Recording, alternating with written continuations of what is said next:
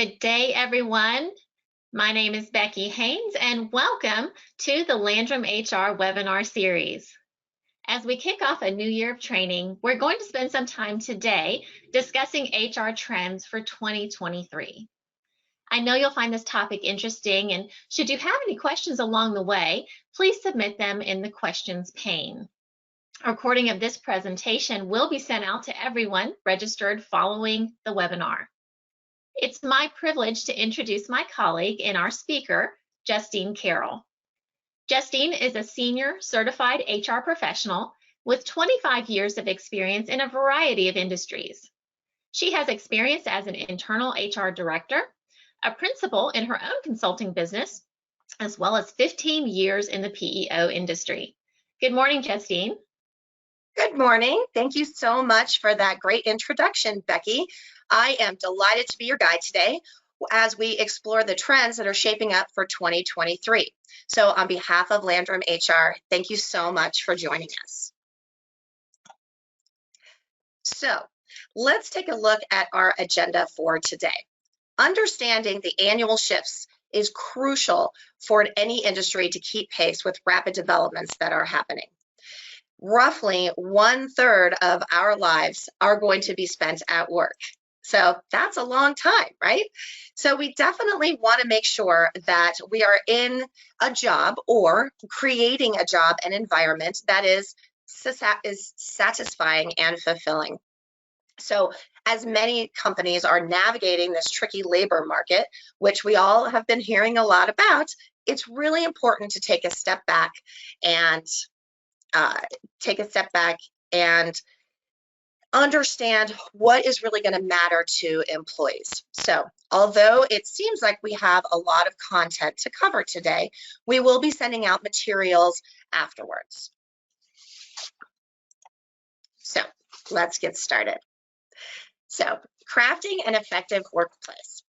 This is the first bullet that we're going to be talking about. Now, as you can see on the screen, 74% of US companies are using or plan to implement a permanent hybrid work model. Now, you'll see on the other side here that 55% of employees want to work at least 3 days of the week remotely. Now, this has become one of those hot topics that we've been hearing a lot about in the news. This new work age that we're seeing with the outcomes of the pandemic has really changed the workplace. Employers are being more required to become more adaptive. You want to find authentic leaders that can really communicate with employees, and we're going to talk about that in a little bit, but we want to be sure that we're creating a workplace that people want to come to for a variety of reasons. Obviously, productivity and engagement are going to be part of that equation as well. But the other piece of that is going to be the labor market, right? We've had a lot of recruitment that's been going on over the past year, and it's 59% of employees are more likely to choose an employer that has some kind of remote work activities over an organization that does not. And so we're seeing this a lot with giants like Meta and Apple and Google and Microsoft. They've been investing in their Meta universe to attract employees and try to retain employees. In the news in the past week alone, you've seen a lot about Twitter and Disney and financial organizations like Goldman Sachs have been reconsidering their positions for an effective workplace. So there's a lot of confusion out there, a lot of unsure, about what insecurity about what direction to go to with that. One of the first real adapters of this during the middle of the pandemic was Jane Fraser. So she was one of the first women to be a CEO at a major Wall Street bank at Citi. And when she came in, she wanted to cast the bank as the bank with a soul, right? So she was trying to figure out how to avoid burnout and how to attract the most competitive individuals into their workspace. So she was looking to strike a balance between in-person burnout and that collaboration piece.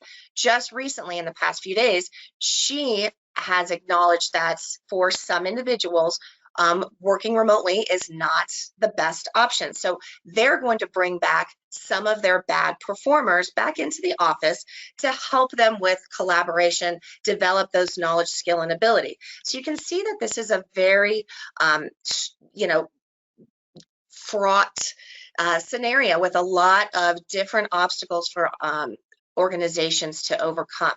So we're going to see where everybody else is right now. We're going to jump in and do a quick poll. Justine, it really does look like there are some key attraction and retention components here to working arrangements. So let's get a poll from our audience. I'd love to see where our audience stands right now as to their current working arrangements for their staff. So you'll see on your screen, we're asking the question, currently, what is your remote work status for employees? Is it 100% in office, partial remote work holdover from COVID, or 100% remote? Now, these will be interesting results to see, Justine. You know well, people are opinionated when it comes to their thoughts on remote work and how it impacts the workforce. As you said, we've seen a lot of large companies recently call their remote workforce back into the office lately. So this is definitely something that is on everybody's minds as they think about working and being effective in the workplace.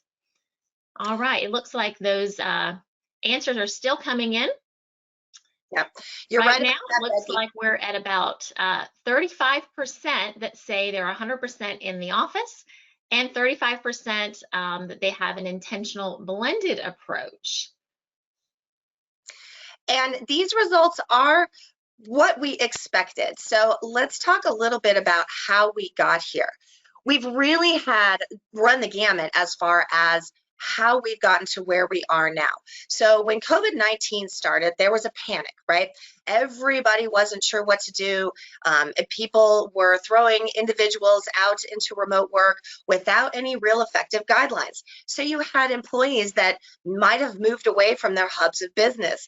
They're nowhere near their headquarters anymore. They've gone off to, you know, Bora Bora or just the mountains, or they're just far enough away that it makes it inconvenient to call them back. So you're seeing resistance from that. But that was because there was a little bit of this unplanned remote work scenario. So the employers were scrambling to try to find a way to get people out. Now, obviously, as remote work has carried on, there has been sort of this work-life balance realization that has come out of it for many employees. They didn't have to travel as much to get to their place of business. Dry cleaning costs went down in some circumstances. Their childcare costs went down. So there was a lot of really positive points to this remote work scenario. It also addressed how people, for their productivity, you saw a lot of rise and increase in productivity because people were able to address the way that they work. And so everybody has a different style of working. And so productivity in many cases went up.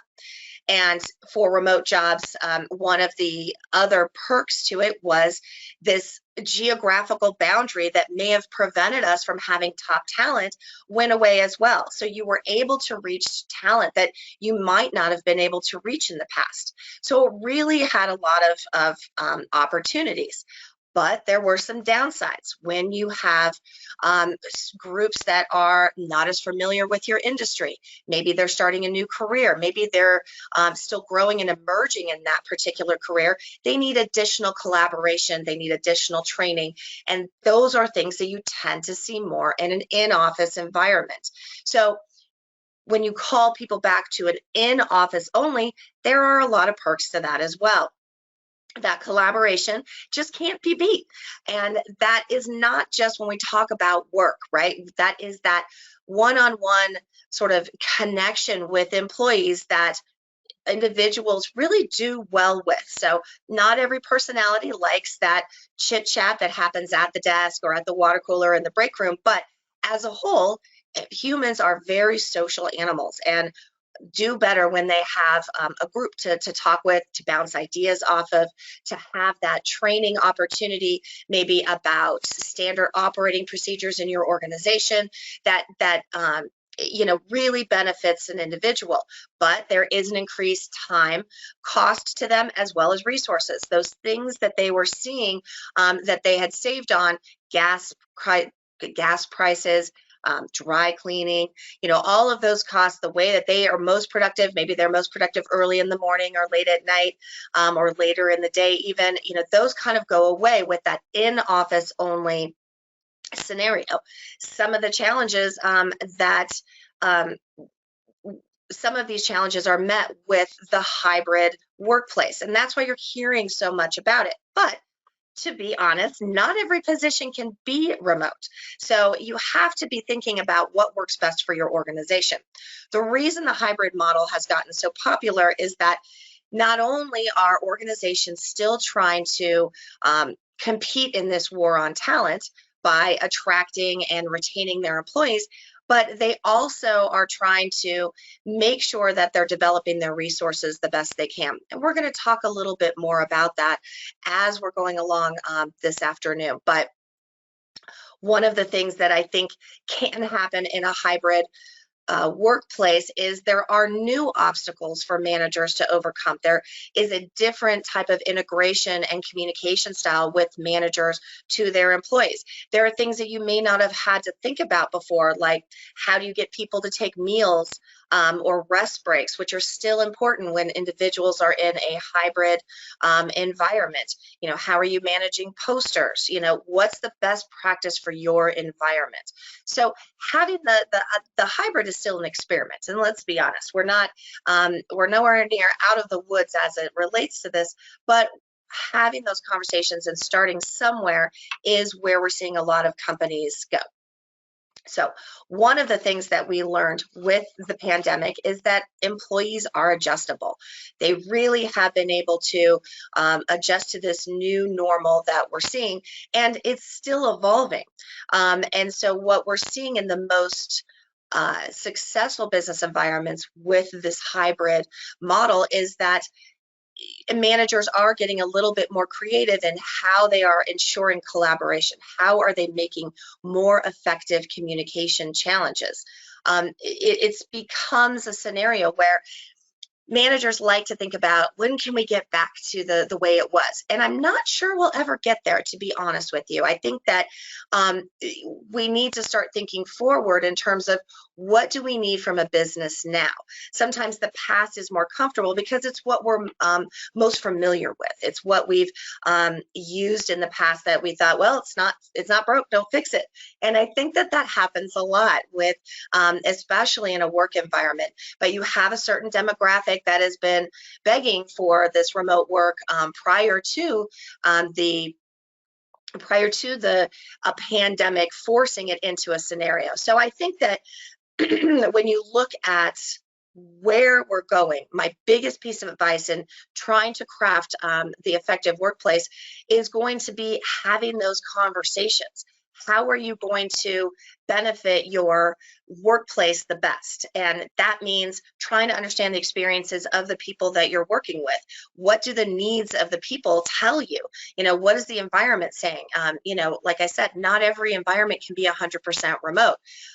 Or remote at all. But there may be things that you can do as an organization to start that conversation to find out, okay, maybe we can't be 100% remote, but do we need to evolve our workplace to create more and maintain more productivity? So let's talk a little bit about productivity. Now, productivity typically refers to the ability of individuals or teams to basically get the work done, right? So there's a set time frame, they need to get the work done, but productivity really draws on a combination of things. It's mental energy, it's physical energy, it's motivation, and all of these things are derived mostly from meaningful work. Value that the individual is finding either in the work that they're doing or the organization that they're working with.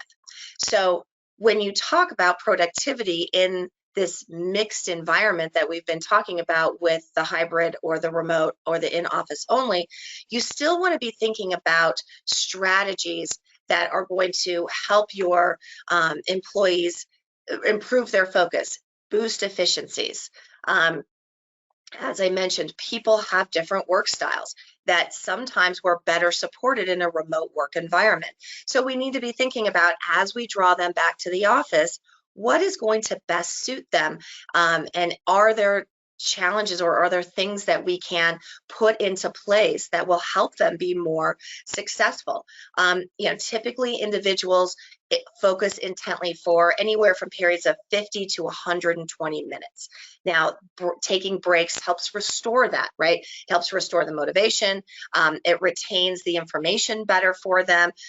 It reduces decision fatigue. So in a hybrid workplace, productivity is not the answer. Culture is the answer. And we're going to talk a little bit more about culture in a minute, but what we're seeing is that productivity is not a singular entity anymore. Counting widgets or looking at output is not maybe necessarily the best way to motivate our employees, may not be the best way to retain our employees. We want to be sure that we're not confusing the inability to have face time with an employee's we shouldn't mistake that for the fact that they're not working.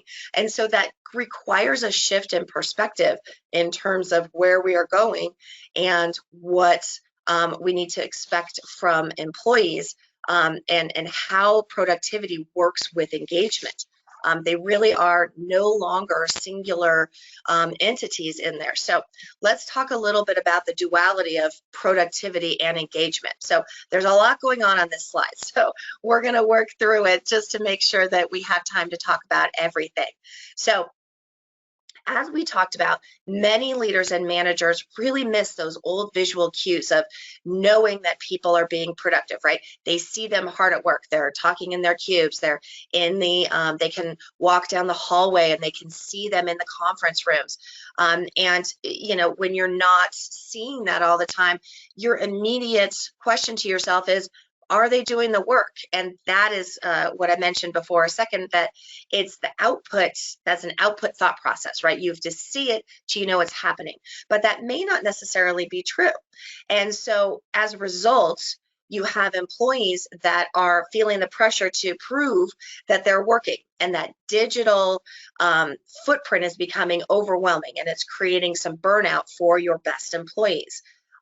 So what we are seeing, and we're going to talk about some of these monikers here on this in just a moment, but what we're seeing is that focusing on productivity is not necessarily engagement. You can have someone doing the bare minimum and meeting productivity goals, but they are not necessarily engaged in your business, and you may be on the verge of leaving them.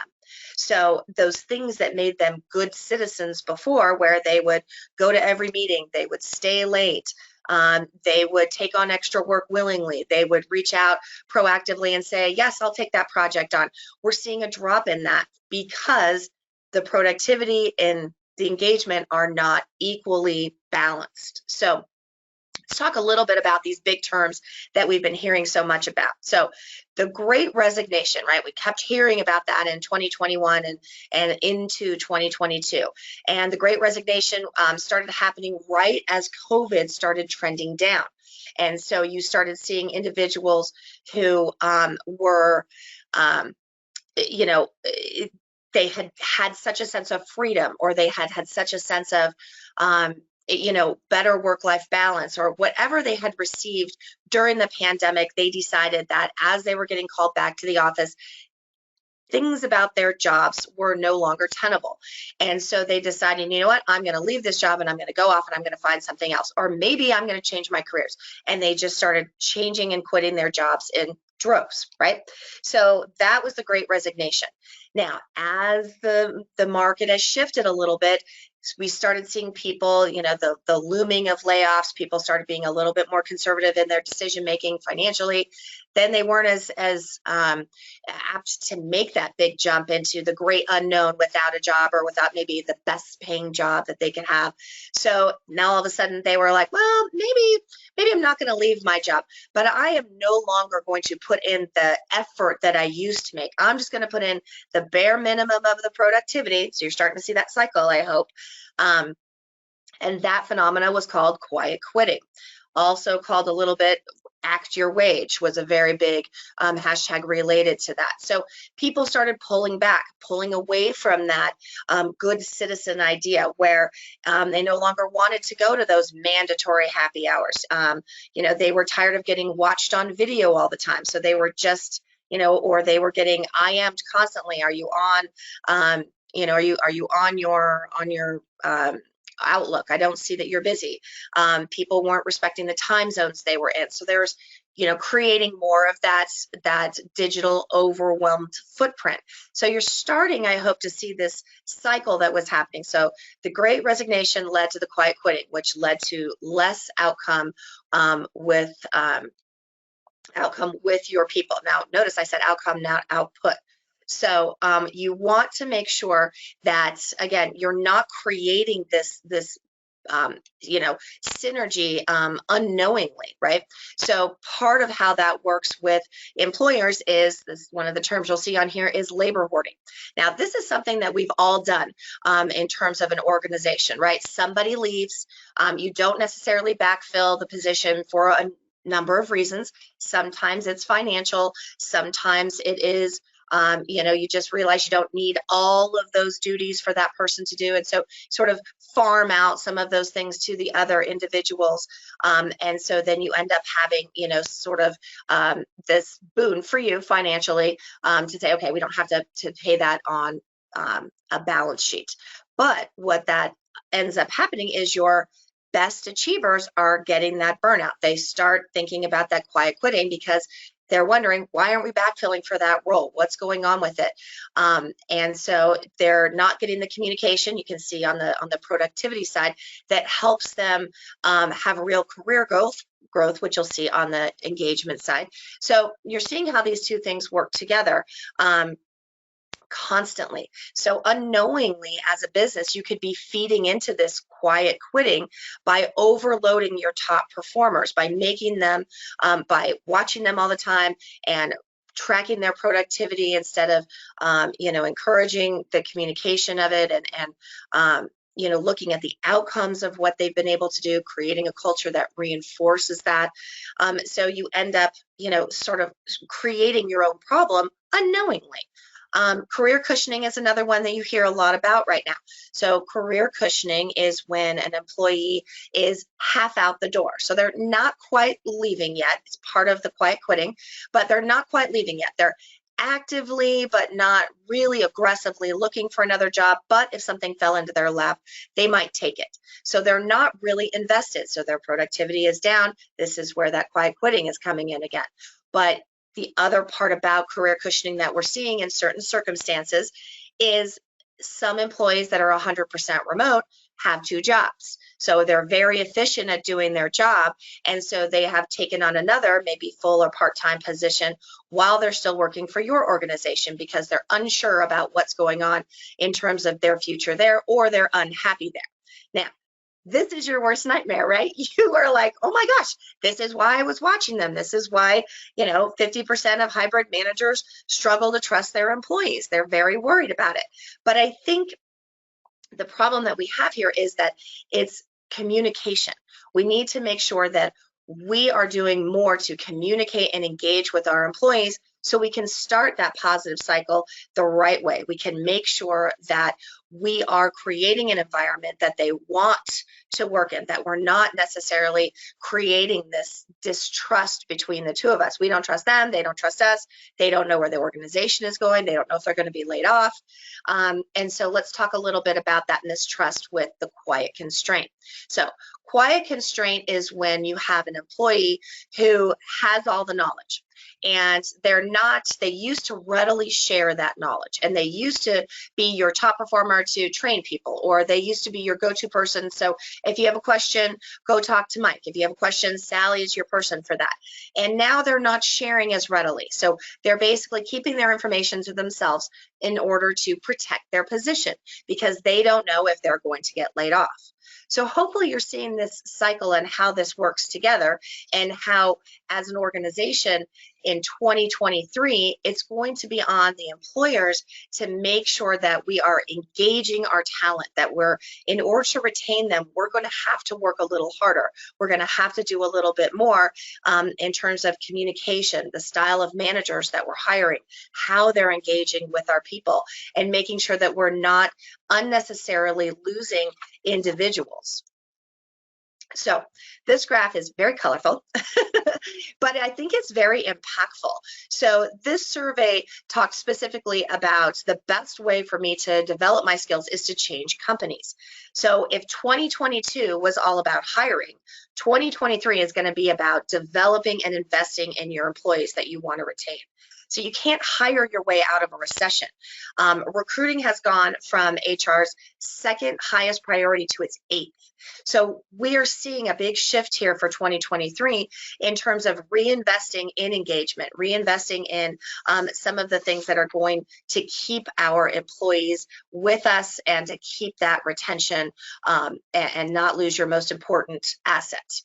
So let's talk a little bit about these preventative losses. So you're going to hear me talk a lot about how we're going to use our managers differently. So job creep.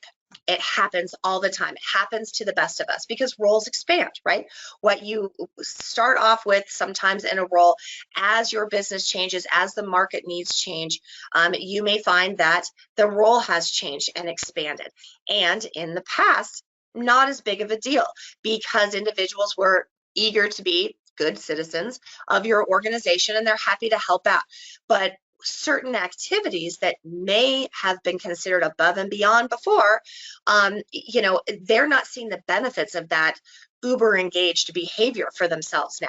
So the cost to them and what they're seeing in terms of a benefit to them has dropped. And so they feel like they're getting burned out. This is going to go back to that engagement and productivity. They're feeling burned out. They don't really know why they need to keep doing this extra piece all the time. That wasn't their job to begin with. Why is it now loaded on them? They're getting tired of it. What's the organization doing about it? That's where that communication comes in. So that's where our managers are going to become really critical to keeping our best talent. We need them to help define what work is really necessary and what should really qualify as extra. This goes back to the labor hoarding.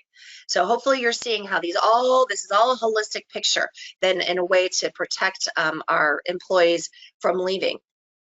So it's best to help define, okay, what really qualifies as extra work? What pieces of the job, if we're going to skinny down our resources, what do we need them to be doing in order to be successful? Now, you're hearing me talk a lot about this record-breaking phenomena of the burnout and people quiet quitting and all of those things. What that really is it's an absence of passion, motivation, and trust within the employees, and it's everywhere.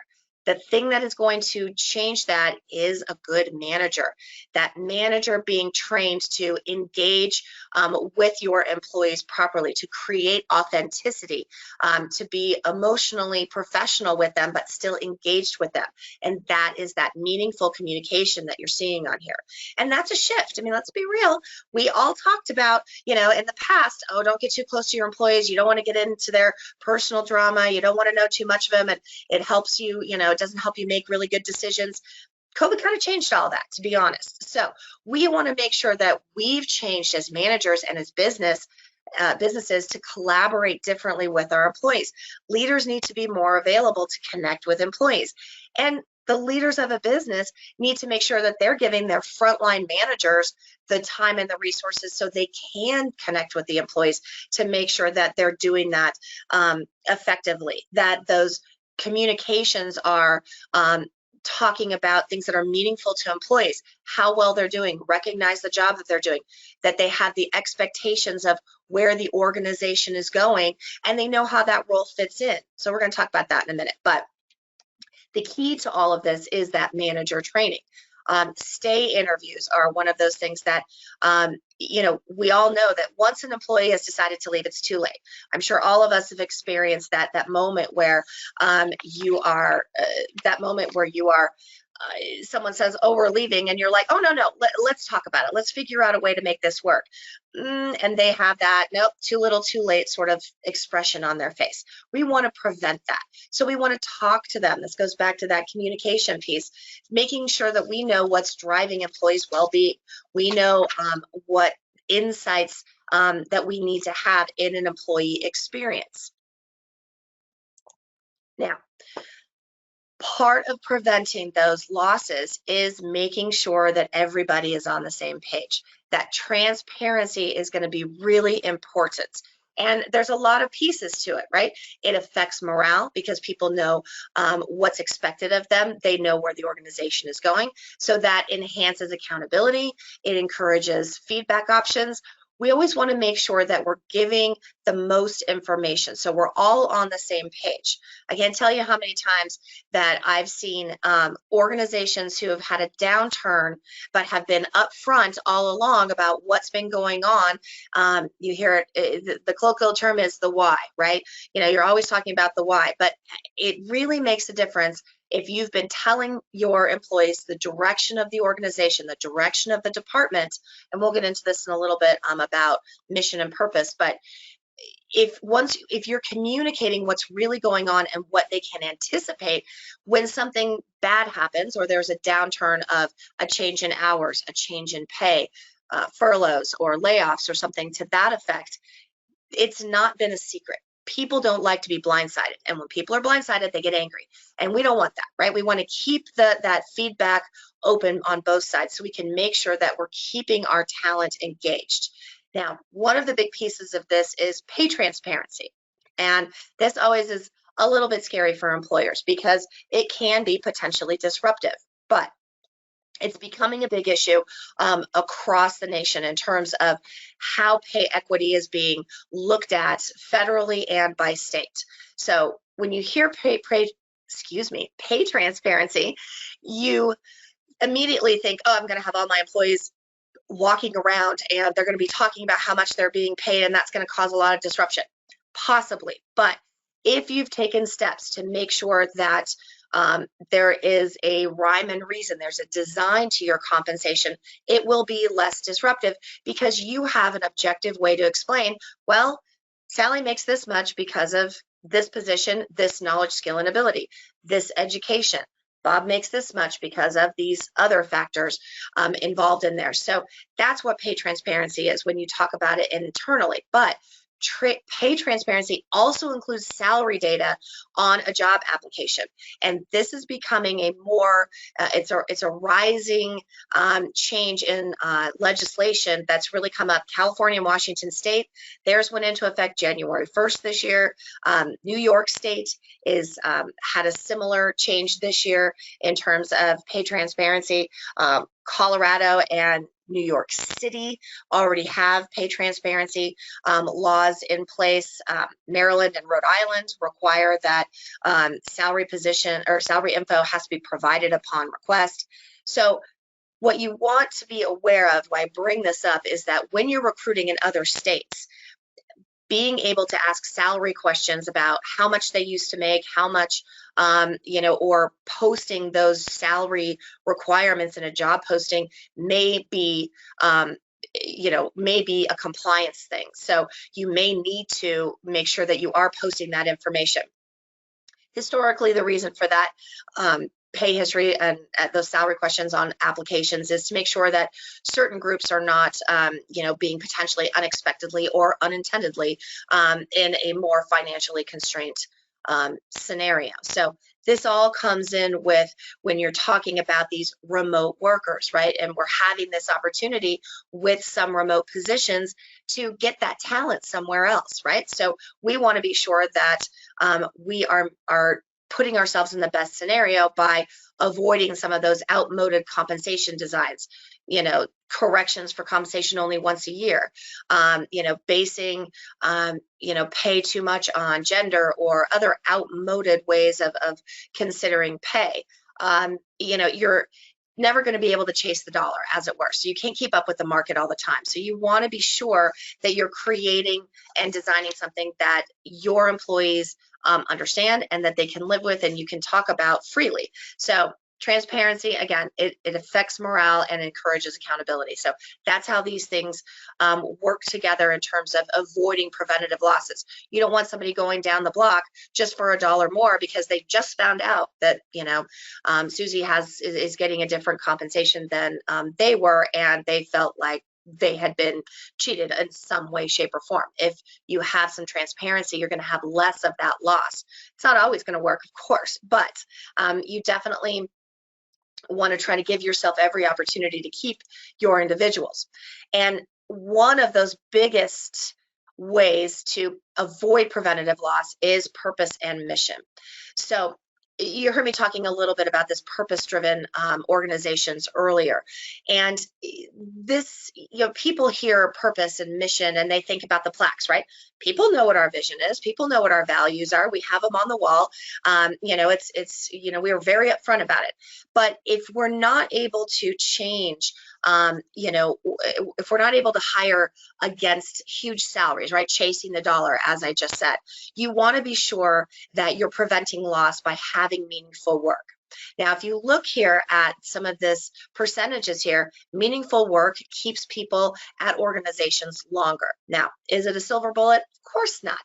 But it definitely gives you a chance to hold on to those individuals a little bit longer by making sure that you're creating a culture. Now, let's not confuse culture with perks.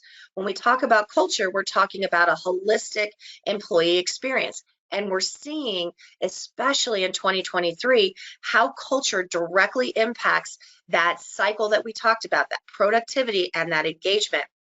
You'll see here on the graph that they want to do work that is meaningful for them. Sometimes, as an organization, we may not have a huge career path for someone, right? But we may be able to engage them with other ways. So we may be able to say, we don't have a lot of job levels, but I want to give you opportunities to start a mentorship program, or I'm going to cross train. So if somebody's out, you can do this job.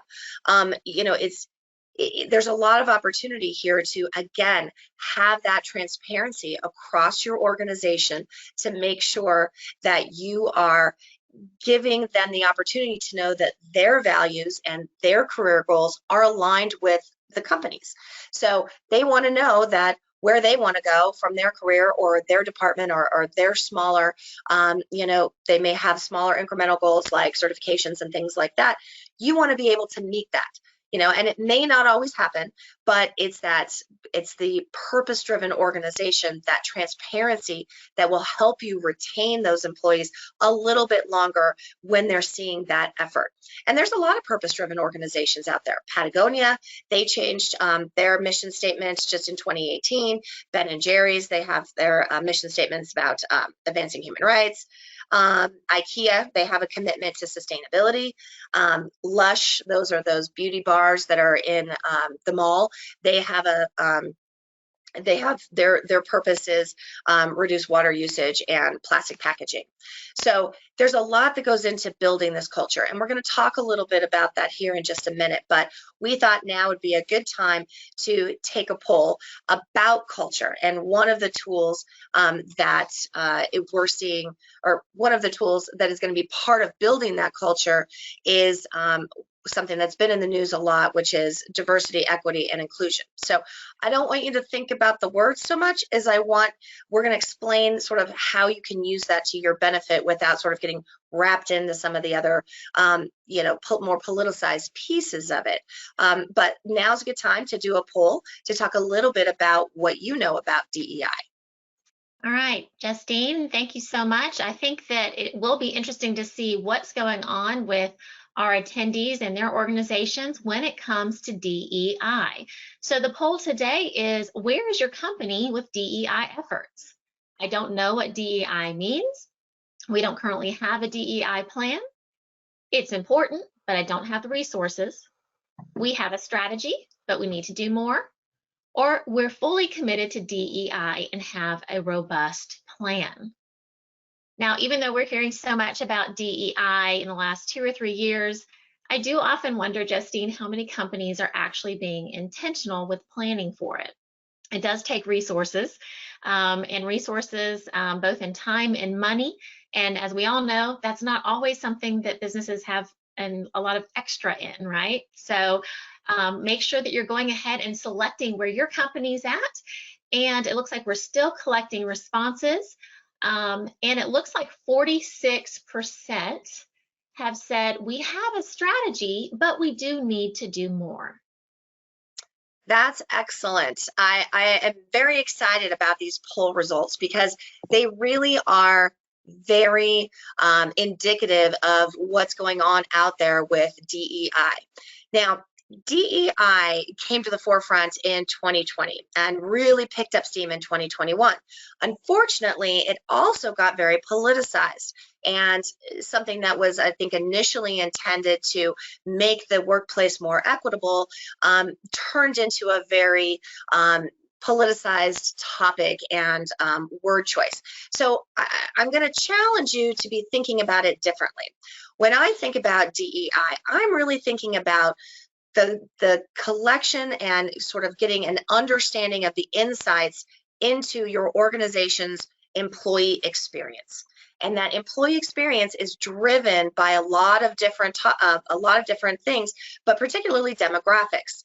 And so you're seeing that everybody has a different workplace experience.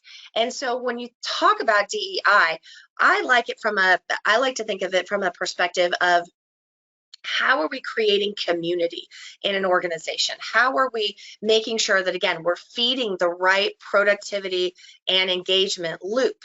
Because, if you get too focused on the negativity of the DEI, you're putting away the things that could be really great for you to keep and retain and attract employees. So having the right kind of wages, making sure your recruitment program is meeting and getting the top talent, how you hire people, what your onboarding looks like, what's your metrics of turnover in terms of are you losing people unnecessarily? Are you losing them too quickly? Do you have enough advancement opportunities? And all of these things go into, I think, that employee experience. So when, I'm not going to belabor this because this is not a DEI webinar, but it is becoming a very important piece to how individuals are deciding to stay with their organization. And culture is all about that. And so you're looking at, how are we creating a company that has honest two-way communication? Do people feel, comfortable in taking risks? And by risks, I mean coming up with a great new idea, maybe something really innovative for your organization. Do they have the right knowledge, or do they have the right tools to do the job? Are we giving them everything we can to do their job well? Everybody comes to work with a different backgrounds. Are we really, getting the most out of all of those backgrounds? And by that, I mean, if they're being their authentic selves at work, they may be more open and honest and comfortable with sharing more of themselves in terms of productivity, engagement with others, sharing some of their knowledge from other organizations that they've been at. That authenticity promotes really good work. So that's what we're focusing on when we talk about DEI. And, you'll see other webinars from us about that. So I'm not going to belabor the point, but it is a very big trend for 2023 in terms of trying to capitalize and do the most you can to keep your best employees. So where do we go from here? lots of stuff that we've been talking about, right? So, I think that it's a really exciting time, quite honestly. When people hear the word people-centric culture, um, sometimes they translate that into I'm being held hostage by my employees, right? It's all about the employee and it's not about my business needs. And I don't think that it should be. I think that when I hear people-centric culture, I'm thinking more in terms of balance. How are we creating balance with our employees to say, okay, we have the right productivity, we have the right engagement. We have a multi-generational workforce right now, and that is really demanding that employers are being a little bit more adaptive. We need to find different ways to be flexible, and I think that it's really important to figure out what your culture needs in terms of engagement, what it needs in terms of productivity.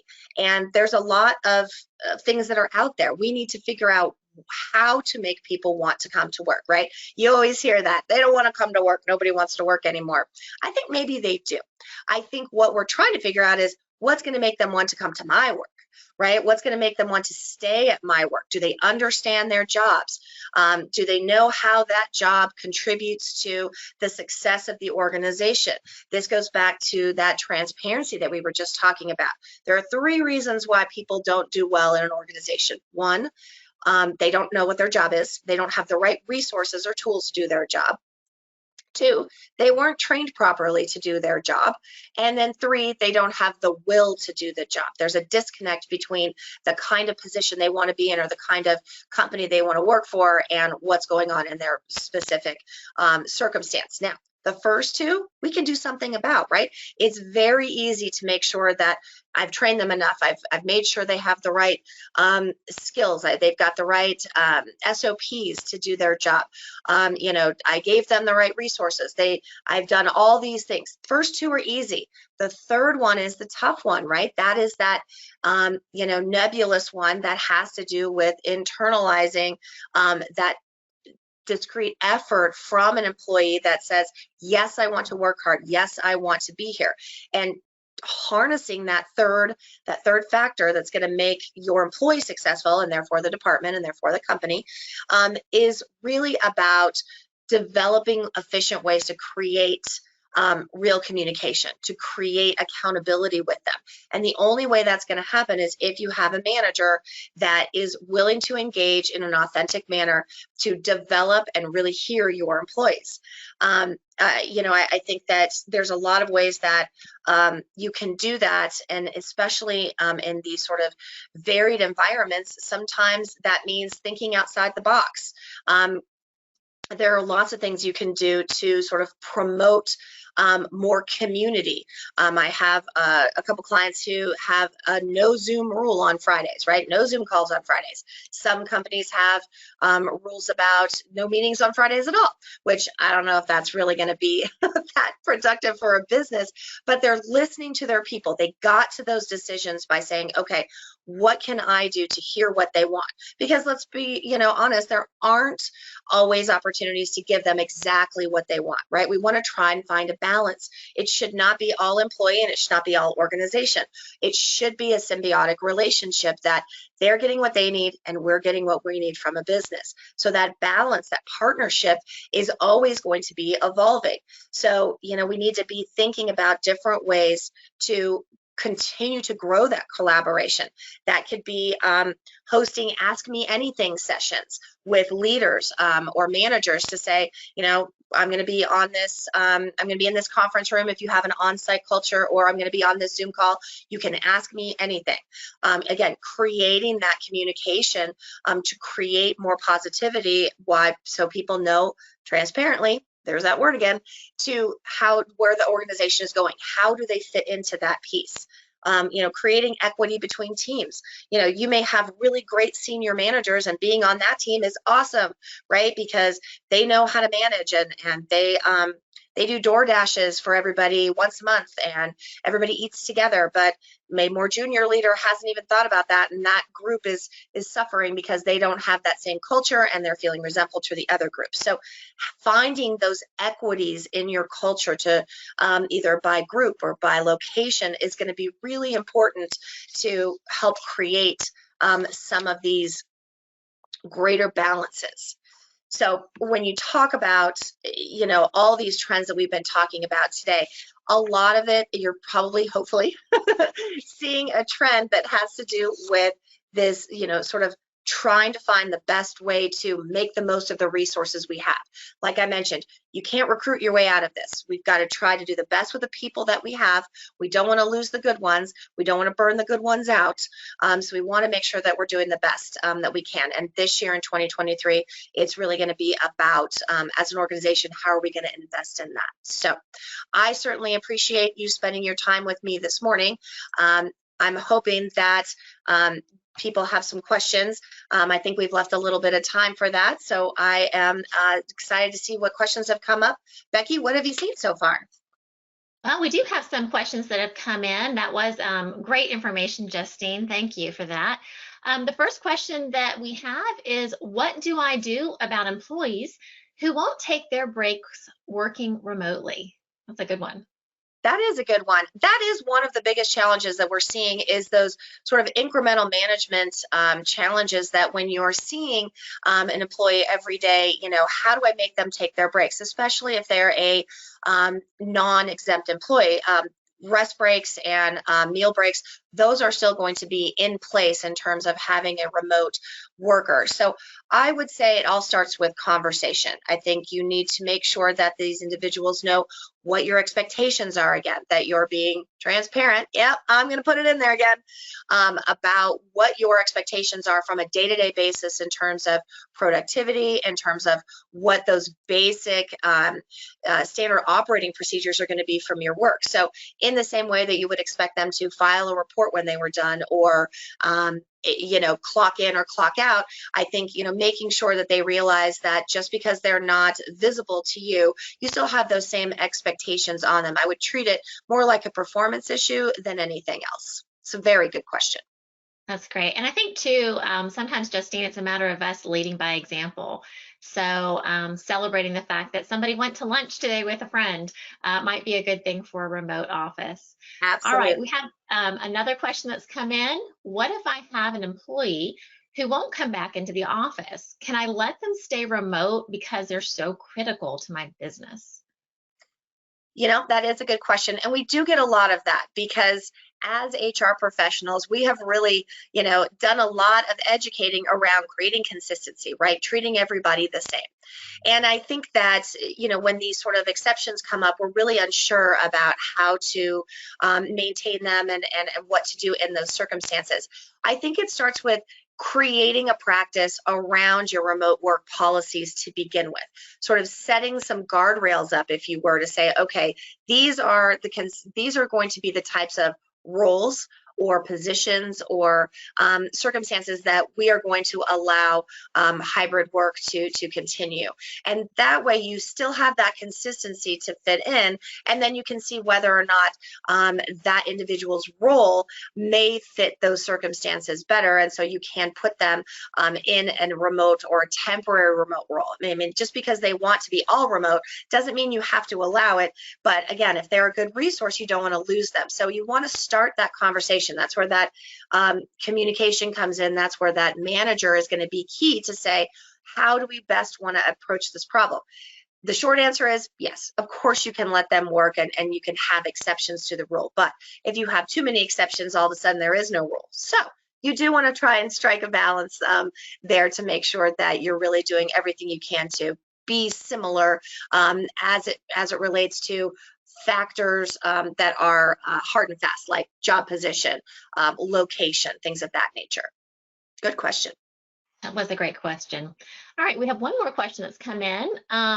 If I'm only hiring one person in a pay transparency state, do I have to post the salary requirements in all my job postings?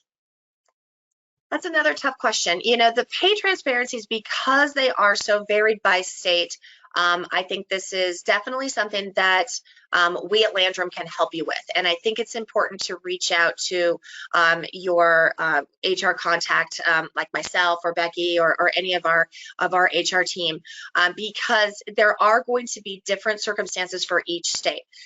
In certain states, you only need the posting in that state to represent those salary requirements. Certain states have allowed some leniency, like California, surprisingly so, to how big that range can be. So then sometimes you can sort of capture enough individuals in that circumstance. So I think that that is the biggest challenge that we have. So it will depend on the state. And I think that that's something that we can certainly reach out and help you with if you have questions about it, because so many states have different compliances that are coming into effect, on a yearly basis, not even once a year, but, throughout the 12-month cycle. I think it's important to make sure that you're reaching out to the resources, which is us, to make sure that we're there for you. Yes, it's definitely gotten far more complex, especially since everyone is onto the remote bandwagon. Yeah. So yes, it has. It's gotten far more complex for our clients, and that's what we're here for. We did have one other question come in, I think as a response to your last question. Okay. And it says, we are fully remote. We have communicated breaks and led by examples. And folks have responded, but also are taking a lot of PTO with outcomes definitely dipping. Any advice? It's a good question. I think, I would start looking at, what are the metrics that we're looking for? What's really going to be an indicator of success? So sitting down with those employees and saying, okay, these are the metrics that we're seeing. What do you think is contributing to that? Is it you being out of the office? Is it continuity of work? Do you need additional resources? So putting connections between what your expectation is in terms of the output, where that dip is, right? So what that outcome has become, and then, what are we going to do to address that? So again, sometimes employees don't realize that you notice that. They think that they're still doing the same thing that they were doing before, because they don't know what they're being evaluated against. So I think that conversation, again, needs to be one of a candid nature to say, okay, this is what we're seeing. These are some of the activities that we see, you've been engaging in, either being out a lot or whatever, the metrics are that you're using to measure this success. And you may find that maybe the measure of success needs to be tweaked a little bit, right? We need to start measuring it in this manner versus that manner. Or you may find that they just didn't realize that dip was so significant. They thought they were doing what they were doing before. So I would say start with a candid conversation of, this is what we're seeing. How can we help you be more successful, and in turn help us be more successful? Great. All right, well, it looks like we are about out of time. We do have an exciting year of training ahead. Our next scheduled webinar is on coaching skills to bring out the best in you and your team. It will be held on March 16th at 10 a.m. Central Standard Time. We hope you'll make plans to join us. Here at Landrum HR, we exist to make the business of people easier. So if we can assist your company with any of your people needs, we hope that you'll reach out. Until next time, have a great day, everyone. Thank you.